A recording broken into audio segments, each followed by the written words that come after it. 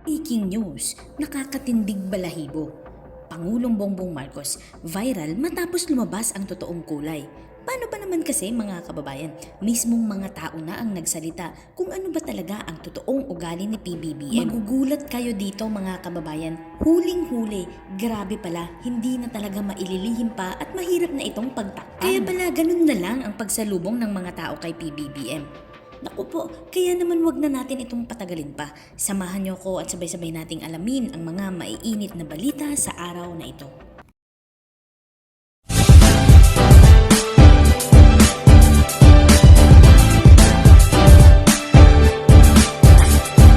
Sir, ano pong name niyo po? Anong pangalan niyo po? Samsudin Jami. Ayan, okay. Sir, pwede pong tanungin kung ano po yung nararamdaman nyo or ano po yung message nyo kay President Marcos po na binigyan niya po ng halaga yung mga tao dito po sa inyo sa Tawi-Tawi para po magbigay ng tulong. Siyempre natutuwa lahat dito.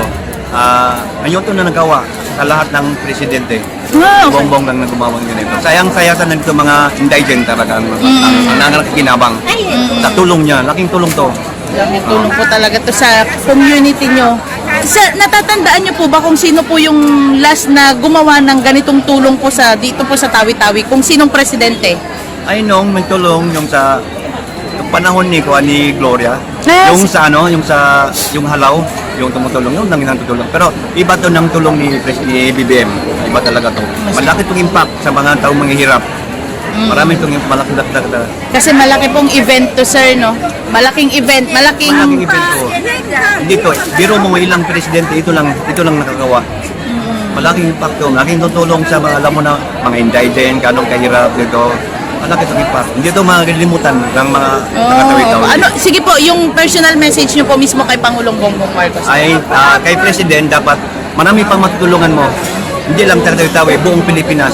Nangangakwa doon na parang hinahangad nila ang tulong mo. Maraming salamat. Ayan, okay. Ano, sir? Pinagyabang namin, peaceful talagang tawi-tawi sa buong ng farm. Ito lang Oo talaga. nga daw, sir, eh. Oo nga po. Tsaka, dito ang peace and order. True. Salamat tayo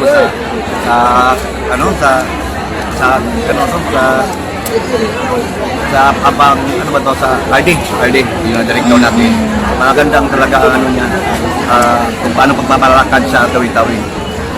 Pag may problema konting ayos agad. sir, taga dito mismo kayo sa Tawi-Tawi. Dito, mismo ako, sama kasi pag Tawi-Tawi, sama ka talaga. Sama. Tribe, sama. Hindi, tribe yun. Tribe mo, sama tribe. Pag taga-Tawi-Tawi. Di ba po malakas po si Pangulong Bongbong Marcos sa mga BARM region? Malakas yung boto niya dun eh. Oo, malakas din. Oo. Kasi yung panahon ng tatay niya, yung dati isang president, nakapunta din Tawi-Tawi. Pumunta rin po. Pumunta rin dito kay Marcos, yung tatay niya, nakapunta rin. So, bata ka pa po noon, nakita niyo po siya. Oo, nakabata pa ako nung nakita ko. So hindi lang po ngayon yung anak na Marcos ang pumunta dito, pati po tatay. Tatay, no. Yung footprint niya, sinutunod ng tatay niya. Oo. Sinutunod niya. Para sa inyo po, okay po Okay yun, talaga, approve. okay. Oo. Ano po masasabi niyo sa administrasyong Marcos ngayon, sir? Yung mga proyekto, yung mga nagagawa po ni Pangulong Marcos, okay or... Okay talaga, okay. Okay naman, Smooth sir. din lang ang paglalakad niya. Smooth talaga yan. Okay, ayan, sir. Walang problema. Sir, sa tingin nyo, ano pa yung tulong na pwedeng ibigay ni Pangulong Bongbong Marcos dito sa Tawi-Tawi? Marami na kailangan kasi dito mga livelihood. Ang mga agriculture, kasi ito ang livelihood dito ang kailangan mga agriculture dito sa mga fishermen. Oo, marami pang tulong na kailangan ng national talaga. government. Oo. Pero at least kahit pa paano, sir, nasimulan na. Nasimulan na. Oo, meron na, marami Nasimulan na. na. Maganda yan. Ayan. Sana tuloy-tuloy na to. Tuloy-tuloy. Opo. Pres, sana tuloy-tuloy ng tulong mo Ayan. sa taga-Tawi-Tawi. Opo. Thank you, sir. Thank you po sa... Halo, Assalamualaikum warahmatullahi wabarakatuh.